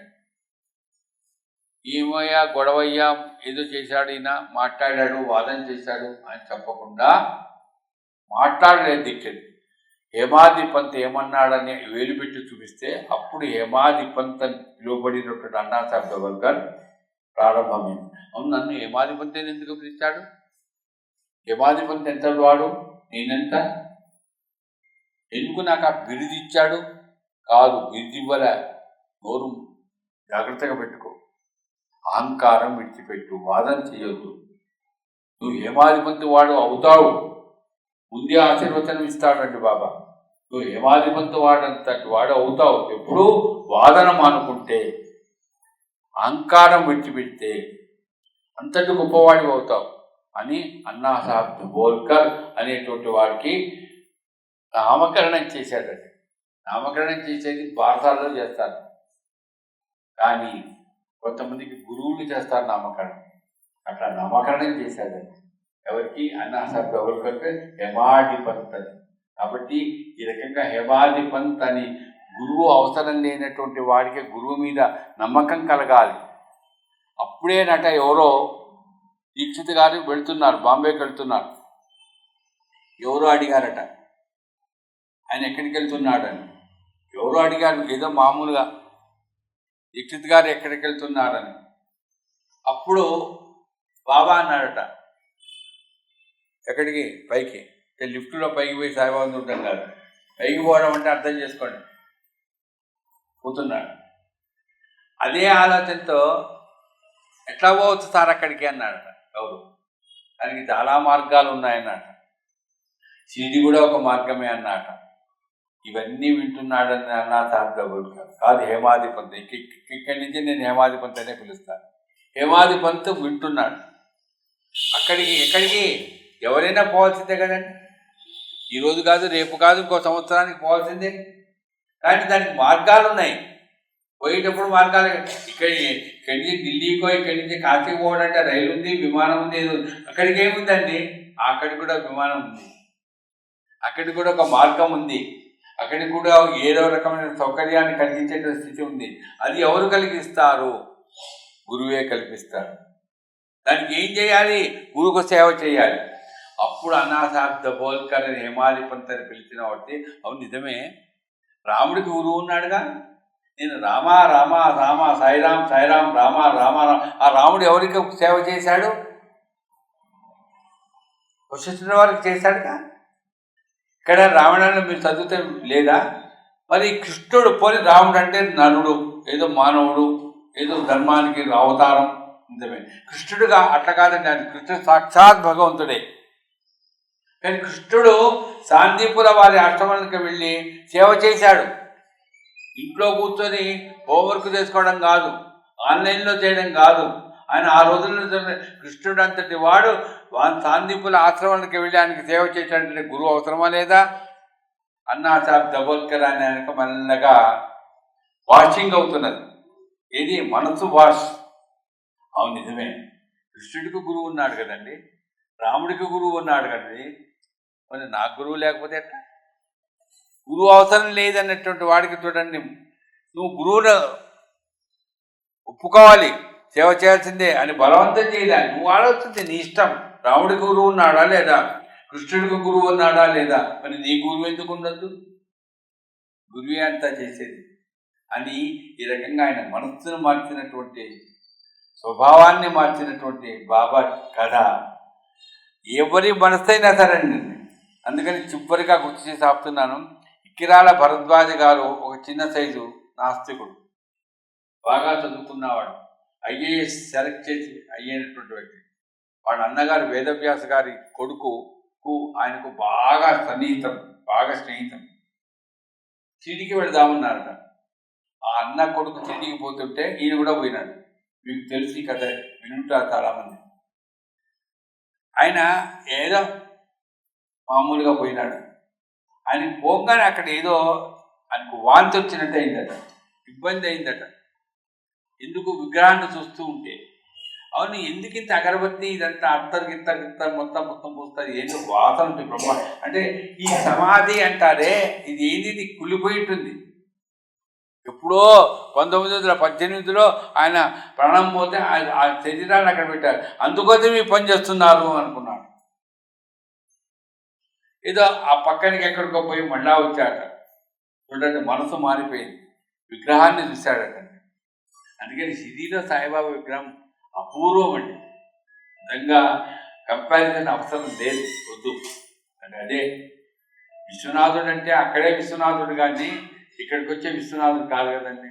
కాశీ విశ్వనాథుడు, శ్రీశైలం మల్లికార్జున స్వామి. అలాగే షిరిడీలో విగ్రహం ఏదైతే ఉందో అపూర్వం, అది చూశాడటండి, అయిపోయింది. బా ఎట్లా ఉంది సార్. మెల్లగా మీకు తెలుసు సాయి మాస్టర్ అయ్యాడు. అట్లాగే నాస్తికులైనా కానీ ఆస్తికులు ఉంటారు. ఆస్తికులు అంటే ఆస్తి కలిగిన వాడు కాదు, ఆధ్యాత్మికమైనటువంటి ఆలోచన కలిగిన వాడు. ఆధ్యాత్మికమైనటువంటి ఆలోచన కలిగినటువంటి వాళ్ళకు కూడా కొన్ని రకాలైనటువంటి శారీరకం కాదు, మానసికమైనటువంటి రోగాలు ఉంటాయి. ఆ రోగాలు ఏమిటంటే ప్రత్యేకంగా అహంకారం, ప్రత్యేకంగా ఏదో కొన్ని ఉంటాయి. అట్లాంటివి మారకపోతే గురువు యొక్క అనుగ్రహం కలగదండి. గురువు యొక్క అనుగ్రహం కలగడానికి రుణానుబంధంతో పాటు ఇది కూడా ఉండాలి. కాబట్టి అట్లాంటి ఆ మనస్సును మార్చగలిగినటువంటిది, మనస్సు ప్రధానమైంది. ఆ మనసుకు అధిష్టాన దేవుడు ఎవరండి? ఒక్కొక్కరికి ఒక్కటి అధిష్టాన దేవుడు ఉంటాడు. మనసుకు అధిష్టాన దేవుడు గురువే. ఆ గురువు యొక్క మనస్సును అలా మార్చగలిగితే ఎంత ఆనందంగా ఉంటుందో. ఇంకోటి, అట్లాంటి కథలను కానీ అట్లాంటి విషయాలను వింటుంటే మనసు మారడం, గురువు మీద మనకు నమ్మకం కలగడం, ఇవన్నీ పక్కకు పెట్టి ప్రత్యేకంగా మనకు ఏమిటి ఇప్పుడు విన్నాం 25 మీకు నేను ఈరోజు అంటే చెప్తున్నాను. మొన్ననే వచ్చాను, 1వ తారీఖు చెప్పాను కూడా. చలిగా ఎక్కువగా ఉంది, సాయంకాలం పూట మీద కష్టం, ఉదయం పూట అయితే 11 అనేది వినవచ్చు, బాగుంటుంది. అది 10:30, 11, 12 గంటల వరకు అనుకొని పెట్టాము. ఈ ప్రోగ్రాం వస్తున్నారు, మీరు వింటున్నారు. ఎందుకంటే నేను కూడా సరిగ్గా తట్టుకోలేదు, నాకు కూడా కొంత అనారోగ్యంగా ఉంది. మా ఆవిడ చెప్పింది నువ్వు చొక్కా విప్పని, కానీ మా ఆవిడ మాటను ఉల్లంఘించి నేను చొక్కా విప్పి కూర్చున్నాను. చెప్తున్నాను, ఎందుకంటే నాకుండే అనారోగ్యానికి మరింత ఎక్కువ అవుతుందని నాకు భయం. అను కూడా నాకు అంటే ఒకటి ఏదో మామూలు అలవాటు అయిపోయింది. సాయిబాబా రాజేంద్ర ప్రసాద్ చెప్తుంటే ఏది చొక్కా వేసుకొని చెప్తున్నాడైనా అని ఒక రకమైనటువంటి ఆలోచన వస్తుందేమో. మొత్తం గోడలు ఉన్నాయి, బాగా ఉంది, కప్పు ఉంది, అన్నీ ఉన్నాయి. నేను ఎందుకు చెప్తుంటే పార్క్ ఉంది పక్కనే, మీరు చూసుంటారు. ఆ పార్కులో దాదాపుగా 4 సంవత్సరాల పాటు జనవరి 1వ తారీఖు నుంచి 7వ తారీఖు వరకు జరిగింది. దుప్పట్లు కప్పుకున్నారండి. అదిగో ఇందిరగారు వాళ్ళందరూ ఉన్నారు, వాళ్ళ అత్తగారు దుప్పట్లు కప్పుకొని వచ్చి వినేవాళ్ళు. ఇప్పుడు ఏంటి, నేను కాదండి, మీరైనా ఎవరైనా గత చలికి తట్టుకోలేమండి. చూడండి, అట్లా మనము తట్టుకోగలిగిన శక్తిని ఇచ్చేటువంటి భగవంతుడు ఎవరైతే ఉంటాడో ఆ సాయిబాబా చరిత్రని అంటే మనస్సును మారుస్తాడు. మనసుతో పాటు ఈ జన్మకు కాదండి, ఎన్ని జన్మలకైనా కూడా తీయటి కమ్మటి కథలను వినగలిగినటువంటి అదృష్టం ఏదైనా ఉందంటే అది ఒక మనకే ఉంది. అదృష్టం అంటే మనదేనమ్మా. మేము ఏదో పని లేక ఏదో కాలక్షేపాన్ని కోసం కూర్చున్నామనే ఆలోచన దయచేసి వద్దండి. మన అదృష్టం మీద అనుకుంటూ వినాలి. మందు తీసుకున్నా కూడా భగవంతుడిని నమ్ముక జ్ఞానయజ్ఞం ముగింపులో మనం వినేది ఉంటుంది. ఈ రోజున ప్రత్యేకంగా నేను ముగించుతున్నాను కాసేపట్లో, ఎందుకంటే ఇప్పటికే దాపుగా హారతికి టైం అవుతున్నది, పైన హారతి ప్రారంభం అవుతుంది. ఇంకొక 5 నిమిషాలు ఉంది, ముగింపు చేస్తాను నేను. ముగింపు చేసిన తర్వాత మా మనవరాలు, పెద్ద మనవరాలు ఒక 2 పాటలు పాడుతుంది. దాంతో ఈ కార్యక్రమం ఈ రోజుకు ముగుస్తుంది. రేపటి నుంచి మామూలుగా మనం 10:45 నుంచి 11:45 వరకు. ఈరోజు కొద్దిగా ఆలస్యమైంది ఏదో కొంత ఇబ్బంది వల్ల. కాబట్టి రేపటి నుంచి 10:45కి ప్రారంభం చేసుకుంటే మనం 11:45 వరకు హాయిగా వినవచ్చు. ఇంకా వారం రోజులుంది. మరి రేపు ఏం కథ చెప్తానో మీకు అందరికీ తెలుసు. దివ్యమైన కథ అండి. నా జీవితంలో నేను మర్చిపోలేను. నాకు మళ్ళా జన్మ ఎత్తినా కూడా నేను మర్చిపోలేను. మా అమ్మ నన్ను ఆశీర్వదించిన కథ అది. కాబట్టి ఏం కథో మీకు తెలిసిపోతుంది. సస్పెన్స్ నేను చెప్పడంలే. మరి ఆ కథను వివరంగా ఇప్పుడు ఎన్నాసాబ్ దొబల్కర్ గురువు గురించి ఎట్టా విన్నామో రేపు ఆ కథను వింటాం. కాబట్టి రేపు ఆ కథను సోమవారం కాబట్టి ఆ కథను విందాం. చివరిగా మీ అందరి ముందు కరచరణ కృతం వా కాయజం కర్మజం వా శ్రవణనిజం వా మానసం వా అపరాధం విహితం హిమితం వా సర్వమేధ క్షమస్వం. జయ జయ కరుణాబ్దే ప్రభో శ్రీ సాయినాథ్. శ్రీ సచ్చిదానంద సద్గురు సాయినాథ్ మహారాజ్ की जय. వందేహం శ్రీ గణనాయక వందేహం శ్రీ గజానన వందే వందే షణ్ముఖ సోదర వందే వందే శక్తి వినాయక వందేహం శ్రీ గణనాయక వందేహం శ్రీ గజానన వందే వందే షణ్ముఖ సోదర వందే వందే శక్తి వినాయక. కరిముఖ దేవర కపిత్త ఫల ప్రియ పశుపతి నందన పాప విమోచన. కరిముఖ దేవర కపిత్త ఫల ప్రియ పశుపతి నందన పాప విమోచన. పార్వతి తనయ ప్రకాశ వదన పార్వతి తనయ ప్రకాశ వదన పూర్వీ జననుత వందిత చరణ.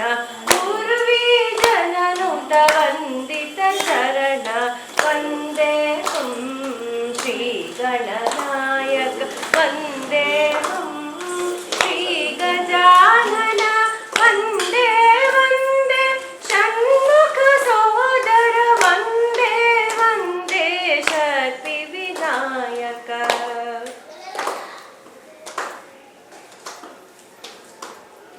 రెండు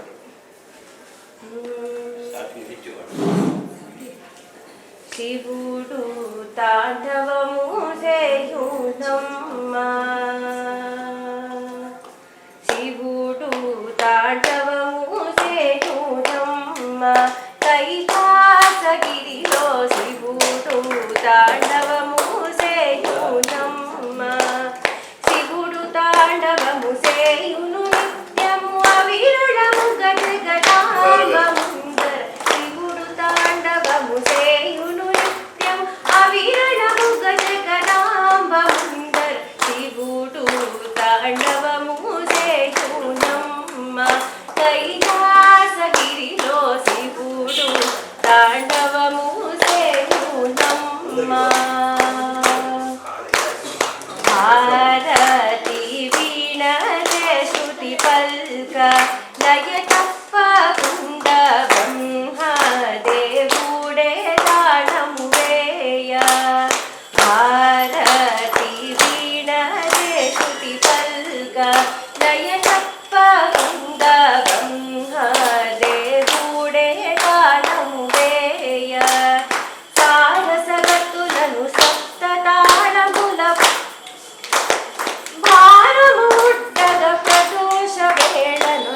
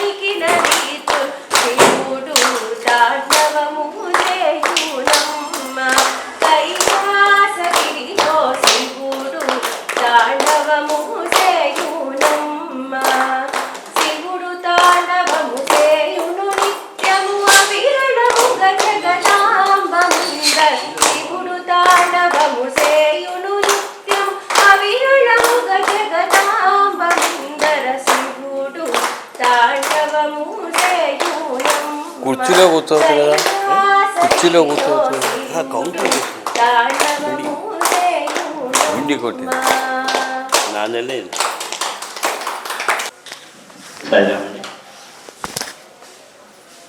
ఆల్మోస్ట్ 22వ ఈ జ్ఞాన యజ్ఞానికి ప్రత్యేకత ఉంది. పోయిన సంవత్సరం 1వ తారీఖు వచ్చి ఇక్కడే చాలీసాపడి వెళ్ళడం జరిగింది స్వామికి. దానికి గగనం అనుకున్నాం, ఎట్లా బాబోతులు మళ్ళా ఎలాగా అని చెప్పి అనుకున్నాం. ఆ తర్వాత షష్ఠి పూర్తి పిల్లలంతా కలిసి చేశారు. అక్కడ ఆ చేసినప్పుడు వెళ్ళినప్పుడు చాలా కష్టపడుతున్నారు. కానీ స్టేజ్ మీదకి వెళ్ళాక ఆటోమేటిక్గా గొంతు వచ్చేసింది. ఆ రోజు ఆయన మాటలు చెప్పారు, 4 మాటలు చెప్పారు. దిగానికి చెప్పారు, స్వామి దేవుడి దగ్గర గొంతు బాగా వచ్చింది, ఇక నీ శరీరం బాగుపడాలి అని చెప్పారంటే, అయ్యా నేను కోరుకుంటే గొంతు మాత్రమే, నా జీవితాంతం నేను ఉన్నంతకాలం బాబా సత్యత చెప్పడం తప్ప నాకు ఇంకా కోరిక ఆ భగవంతుడు నాకు అతిస్తే చాలు, ఈ బాడీ శరీరం ఎలా అయితే కర్మ అనుభవించక తప్పదు, అనుభవిస్తాను అని చెప్పడం జరిగింది. అటువంటి స్వామి ఈరోజు కష్టమే, నిజంగా కూడా చాలా కష్టపడ్డారు. గత 2 సంవత్సరాలుగా మామూలుగా కాదు, రకరకాల కాంప్లికేషన్స్ వచ్చి ఇబ్బంది పడ్డారు. అయినా సరే తట్టుకొని ఈరోజు మన ముందుకు ప్రవచనం చెప్పడానికి 1వ తారీఖు వచ్చారు. కానీ మనం ఇంతకుముందు మనకు తెలిసి మన పాత వాళ్ళకి సాయంకాలం మనం ఏర్పాటు చేసుకునే వాళ్ళు 6:30 నుంచి 8 గంటల వరకు కూడా ఆ తర్వాత మనం అలా ఉండేది. ఎంత చలికాలమైనా ఎంత వర్షం పడ్డా కూడా ఆ రకంగా చేసుకున్నాం. కానీ ఇప్పుడు ఆయన శరీరం సహకరించలేదు కాబట్టి చలికాలంలో ఇంకా ఇబ్బంది పడతారు కాబట్టి ఆయన మార్నింగ్ షిఫ్ట్ చేయడం జరిగింది. యావత ప్రసాద్ గారు చెప్పంటే, మీరు ఎప్పుడు చెప్పండి స్వామి, ఎప్పుడు చెప్పినా మాకు సంతోషమే, మీరు వచ్చి చెప్తే చాలు బాబాబుడు. నాకు ఒక సెంటిమెంట్, ఎందుకంటే గత 30 సంవత్సరాలుగా 97 నుంచి ఆయన ప్రవచనం సుబ్రహ్మణ్య కానీ మెయిన్ పార్కులో దాన్ని 2 భాగం చెప్పారు ఆయన. అటువంటి పార్కును మనం ఏర్పాటు చేసుకున్నాం.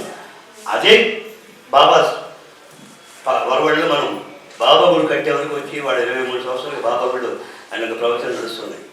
అంటే ఈ 30 ఏళ్ళుగా ఆయనకి మాకు నన్ను ఎక్కడో చెప్తే కావాలి కూకటిపల్లి, అక్కడికి వెళ్ళి నా స్కూటర్ పంచాయతీ నడుచుకుంటూ వెళ్ళి అక్కడ చూశాను. ఒక డాబా మీద ఆయన ప్రవచనం జరుగుతుంది. అక్కడ సాయంత్రం రావడం జరిగింది. ఆ రోజుల్లో చపాతీలు బాబా కనిపించారు అక్కడ. అదొక ఎత్తేది. రెండవది ఏమిటంటే, ఇట్లాగే మీరందరూ కూడా అక్కడ ఉన్న అమ్మలకు ఆడవాళ్ళంతా కూడా ప్రసాదాలు తెచ్చి స్వామి దగ్గర బాబా ముందు పెట్టి ప్రవచనం అయిపోయాక అందరూ అవి అక్క పిండి వదిలేని చెప్పి అనుకుంటూ ఆ ప్రసాదాలు పెట్టుకుంటున్నారు. నా స్వార్థం ఏంటి, ఆ రోజున మనం కాలనీ సెక్రటరీ అయ్యాము, ప్రెసిడెంట్ అయ్యాము కాబట్టి మనం కూడా ఇలా ఏర్పాటు చేసే కాలనీలో ఉన్న ఆడవాళ్ళతో వస్తారు, అందరూ కలిసిమెలిసి చేస్తారు సేవలు. కనుక ఇదొక బాగానే ఉంది అన్న స్వార్థంతో మా ప్రసాద్ గారు నేను ఆయన రిక్వెస్ట్ చేశాను, స్వామి మీ ప్రవచనం మా దగ్గర పెడితే బాగుంటుంది, హెచ్ఎండి గారు కూకటిపల్లి అని చెప్పి అడిగినప్పుడు చెప్పండి పర్లేదు నీ ఇష్టం అన్నారు. స్పాండేస్గా వచ్చినారు. కొత్త సంవత్సరం జనవరి 1వ తారీఖు 7వ తారీఖు వరకు కూడా ఆయన ప్రవచనం పెట్టాలి అనే భావన వచ్చి అదే విషయం చెప్పాము. అప్పటి నుంచి ఇప్పటి వరకు కూడా జనవరి 1 నుంచి 7వ తారీఖు వరకు కూడా మన బాబాగుడిలో మన వార్డ్ ఆఫీసులు పార్కులు ఈ ప్రవచనాలు నిర్వహించబడుతున్నాయి. కనీసం ఒక రోజు వచ్చి కనీసం అంత ఆరోగ్య బాబు ఇక్కడికి వచ్చి ఆ రోజు చాలీసా పాడితే ఆ చాలీసా సీత రికార్డ్ చేసింది. ఇలా ఈ కార్యక్రమాల్లో ఆయన బాబా గుడి రావడానికి ముఖ్య కారణం కావచ్చు. కట్టేప్పుడు చెప్పారు, అయ్యా ఎందుకబ్బా దిండి బాగులాగా ఉంది చోట, దీంట్లో హాయిగా చేసుకుందాము, ఎందుకు కష్టాలు కూలి తెచ్చుకుంటారు చెప్పి నిజంగా కూడా అప్పుడు మాకు తెలియదే. స్వామి చెప్పాడు బాబా గుడి కట్టాల్సిందని మేము అనుకున్నాం. కానీ కట్టాక తెలుస్తుంది వాడు దీంట్లో మన ఇబ్బందులు కష్టాలు ఎలా మెయింటైన్ చేయాలి ఏమిటని చెప్పి చూస్తుంటే ఆయన ఆ రోజు చెప్పిన మాటకి మనం చాలా అంతే అంటే అనుకున్నాం. కానీ ఇవాళ పరిస్థితి చూస్తే నిజంగా కష్టాలు పడుతున్నాం, చాలా ఇబ్బంది పడుతున్నాం. అలా నడిపిస్తున్నాం. ఆర్థికంగా కావచ్చు, శారీరకంగా కావచ్చు, లేదా కమిటీ రూపంలో కావచ్చు, రకరకాల కారణాలతో సాయిబాబా మందిరంలో కూడా చాలా ఇబ్బందులు పడుతున్నాం. అయినా కూడా మనం లాక్కేస్తున్నాం. కానీ ఈరోజు మీ అందరూ ఆయన నిన్న ఉదయం చెప్పాను నాకు, ప్రసాద్ గారు ఎవరు వస్తారు ఎవరు రారు, ఎవరు వచ్చినా రాకుండా మీరు నేను ఉంటాం కదా అని చెప్పి అని ఆ ప్రవచనం స్టార్ట్ చేద్దామని చెప్పి అన్నప్పుడు సుధాన్ స్వామి చెప్పి ప్రయత్నం చేశాను, మెసేజ్ పంపించాను. అదిగో మా ఉమామహేశ్వరి గారు, పద్మావతి గారు ఈ ఎక్కడి నుంచి వనస్థలిపురం ఎన్జిఓస్ కాలనీ అక్కడి నుంచి రావడం, ఇంకా మహానుభావుడు ఎక్కడ కూడా ఈ లొకేషన్ పెట్టుకొని మరీ వచ్చారు. అంటే మీ అందరికీ కూడా గట్టిగా సపోర్ట్ పెట్టున్నాము. మనం మన ఇంటి దగ్గర ఉన్నాం, మన కాలనీలో ఉన్నాం, మన కాలనీ దగ్గర మనం రావడం లేదు, పోవడం లేదు. కానీ ఎక్కడి నుంచో ఆయన ప్రవచనం వినాలి, ఆయనతో మనకున్న అనుబంధం ఇంకా పెరగాలనే భావంతో వచ్చారు మహానుభావుడు. ఆయన హైకోర్టు రీఛార్జ్ చేసి రిటైర్ అయిపోయి ప్రతి సంవత్సరం కూడా ఒక యాత్ర వెళ్తూ ఉంటారు, ఎక్కడెక్కడికి వెళ్తూ ఉంటారు. ఆయనకు వచ్చిన పరిశ్రమతో దానికోసం ఖర్చు పెడుతూ ఉంటాడు. అయినా సరే ఆయనకి ఇటు కించిత్ కూడా బాధ లేదు. పోయినప్పుడు డబ్బు కాదు ప్రసాద్ గారు, సేవ చేయాలి, నాకు జీవితం ఇచ్చిన బాబు నేను చేస్తా, సేవ చేస్తాను భావంతో ముందుకు వస్తున్నాడు మహానుభావుడు. ఆయన దగ్గరికి ఆయన వైపు ఉంది, మరి ఆ సఖి నిజంగా మెచ్చుకోవాలా. ఆయన ఏం చేస్తున్నా సపోర్ట్ ఇస్తుంటుంది, ఆ డాక్టర్ ఏమి చేస్తున్నా సపోర్ట్ ఇస్తుంటుంది. సపోర్ట్ నా పిల్ల వాళ్ళ ఇవ్వదు, ఊరికి ఎడరాపుతుంటున్నాడు. కానీ ఆ వల్ల కాదు, ముందు నడిపిస్తూ ఉంటుంది. అందుకు మనకి ధన్యవాదాలు చెప్పుకోవాలి. అటుపక్క చేసే పద్మావతి గారు 108 రోజులు, 108 రోజులు అఖండ సాయినామాలు పెట్టి రంగరంగ వైభవం పదకి సేవ చేసి ఆ మహాతల్లి ధరించింది. ఆమెకు వచ్చిన ఆ ప్రతి ప్రదేశంలోనే ఆ మెయింటైన్ చేస్తూ ఆ కార్యక్రమం చేయాలి, బాబా సేవ చేయాలి అని చెప్పని ఒక పక్క షుగరు, ఒక పక్క ఒళ్ళు నొప్పులు ఏ ఉన్నా సరే అన్నింటి అధిగమించి అలా సేవ చేస్తూ మొన్న కూడా సప్తాహం చేసింది ఆమె. అలాంటి బాబా సేవకులు, బాబా డివోటీస్ ఉన్నారు కాబట్టి ఈరోజు కూడా మనం మా గురుగారి ద్వారా ఈ ప్రవచనం వినగలుగుతున్నాం. సచ్చరిత్ర ఓన్లీ కూర్చో. ఆ సచ్చరిత్ర మీద ఈ ప్రవచనం 622వ జ్ఞానయజ్ఞం మనం వినగలుగుతున్నామంటే అందులో ఏదో ఉంది అమృతం, అందులో ఏదో ఉన్నబట్టే మనం రాగలుగుతున్నాం, వింటున్నాం. ఇక్కడ ఆయన మాట వినాలి, ఆయన ప్రవచనం వినాలి, ఎప్పుడు కొత్త విషయాలు. ఒకసారి నేను 2-3 సార్లు ట్రై చేశాను రాద్దామని ఆయన ప్రవచనాన్ని. అది పుంకాలకు పుస్తకాలు రాయాల్సింది తప్ప మనం రాయలేదు. ఎందుకంటే ఆయనకు వచ్చే మాట ఆ టైంలో ఉన్న ఆ వాక్కు ఏముంటుందో మనకు తెలియదు, ఆయనకి తెలియదు. అలా చెప్తూ పోతుంటాడు. చాలా ప్రయత్నం చేశారు రాద్దామని, కానీ రాయలేకపోయారు. అటువంటి ఆయన ప్రవచనాలు ఇంకా వినాలని మనం ఆయన భగవంతుడి వల్ల ఆయన కోరిక ఏదైతే నా గొంతు బాగుండాలి, నేను ఉన్నతగానూ చెప్పాలి అనే భావంతో ఇప్పుడు 62వ జ్ఞానేంద్రం కూడా ఇక్కడ చేసి అటువంటి కూడా 622 చేసుకున్నాం మనం. మీ అందరికీ కూడా ప్రత్యేకంగా దూరభారం నుంచి వచ్చి కూర్చున్న మహానుభావులు అందరికీ కూడా ధన్యవాదాలు చెప్పుకుంటే రేపు కూడా 10:30కి మనం వచ్చేస్తే 10:45కి స్వామి వస్తారు. 11:45కి సాధ్యమైన ప్రవచనాన్ని కంప్లీట్ చేసి ప్రయత్నం చేస్తారు. 12 వరకు మనకి ఇబ్బంది లేదు, హార్ట్ మధ్యాహ్నం 12 గంటలు కాబట్టి ఇబ్బంది లేదు. కాబట్టి వారికి ఆ భగవంతుడు ఆరోగ్యాన్ని ఇవ్వాలని, అలాగే ఆ కుటుంబం సపోర్ట్ ఇవ్వాలని, ప్రత్యేకంగా పిల్లలు వాళ్ళతో కూడా ప్రయాణం చేశారు, యాత్రలకు పోయించారు బ్రహ్మాండంగా. అటువంటి యాత్రలో కూడా నాకు ఇంత కష్టం లేకుండా ఆంటీ ఇప్పుడు దానికి ఇబ్బంది పెట్టకుండా, నన్ను ఇబ్బంది పెట్టకుండా మా బ్యాగులు లగేజీలు మోస్తూ మాకు వీలు చేసి ఈ రకంగా వాళ్ళ పిల్లలు సేవ చేస్తున్నారండి. మామూలు మాట కాదు. ఎంత సహనం, ఎంత ఓపిక, ఎంత శ్రద్ధ ఉంటే బయట వ్యక్తులకు వాళ్ళ తాతయ్యకి అమ్మమ్మ చేయడం వేరు, బాబు చేస్తున్నారు. అటువంటి మంచి పిల్లలు, ఇద్దరు పిల్లలు కూడా వాళ్ళ కుటుంబంతో సన్నిహిత సంబంధం ఉంది. కాబట్టి వారికి ఆ కుటుంబం అలాగే చేతుడు వాళ్ళకు సపోర్ట్ ఇస్తూ తొందరగా కోరుకోవాలని బాగా. ఎందుకంటే నేను మా శాస్త్రి గారు వచ్చారు, స్వామి శాస్త్రి గారు వస్తే బాకీతోనే కానీ చాలా బ్రహ్మాండంగా వచ్చారు. పైకి వెళ్ళారు, మొహంలో కళ వచ్చేసింది, అంటే ఆయనకి క్యూర్ అవుతున్నారు. అలాగే మీరు కూడా త్వరగా అవ్వాలని, తొందరగా కోరుకోవాలని. సరే భగవంతుడు ఎప్పుడు పిలుస్తాడు తెలియదు, కానీ ఉన్నంతకాలం మీ వాక్కు, మీ చాలీస మనం స్మరించుకోవాలని మనసారి కోరుకుంటున్నాను స్వామి. రేపటి నుంచి ఇవాటి నుంచి 7వ తారీఖు 10వ తారీఖు వరకు, అంటే 1 వీక్ సప్తాహం శనివారం వరకు కూడా ఈ కార్యక్రమం నిర్వహించబడుతుంది. ఇక్కడే ఇదే ప్రాంతంలో మీ అందరూ కూడా రావాల్సిందని మనవి చేసుకుంటున్నాను. వచ్చినందుకు ధన్యవాదాలు చెప్తున్నాను. అలాగే భోజనం దయచేసి ప్రసాదం ఏర్పాటు చేయబడుతుంది. భోజనం చేసి ఎందుకంటే 12 అయిపోయింది, 12:30కి మాకు హార్ట్ అయ్యాక ఇచ్చారన్న కార్యక్రమం ఉంది. అలాగే సుమారుగా 3000 మంది ఈ బాబా గుడి వాళ్ళకి ఆహారం శక్తి ఇచ్చాడు. మనకి మీ యొక్క సహాయ సహకారంతో భోజనం చేసి వెళ్ళవలసిందిగా మనం చేసుకున్నాం. స్వామి మళ్ళీ ఇలాగే రేపు కూడా వచ్చి మాకు ఆయనకు అమృత ద్వారా వినిపించాలని మనసారా కోరుకుంటున్నాను. ఇప్పుడు మా ఉండి కాబట్టి ఒక పక్క అభిషేకము, స్వామి ప్రవచనం, ఈ విజయం నేను ఉండలేకపోయాను. కానీ బట్ నాకు తెలుసు ఆయన ఏం చెప్తున్నారు, ఎలా ఉన్నారు నాకు తెలుసు. కాబట్టి ప్రత్యేకంగా ధన్యవాదాలు చెప్పుకున్నాను. జై బలో సాయిరామ్ మహారాజ్కి సాయిరామ్. రామ్ సంక్రాంతి కానుకగా అంటే సంక్రాంతి ఇప్పుడు కాదు కానీ స్నేహ స్వామివారికి పట్టు వస్త్రాలు ఇవ్వాలని తప్పతో ఆ వస్త్రాలు తీసుకుని వచ్చింది, అది సమర్పించవలసింది మనం తీసుకుంటున్నాను.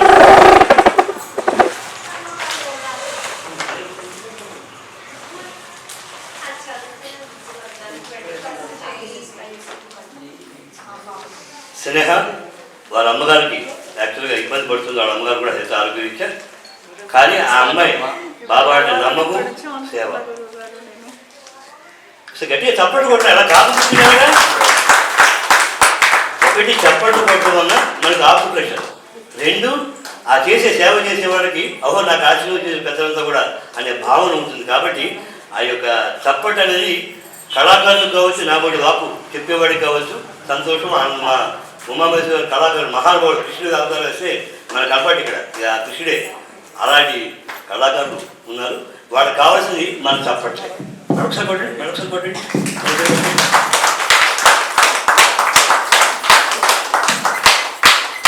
ధన్యవాదాలు అందరికీ కూడా.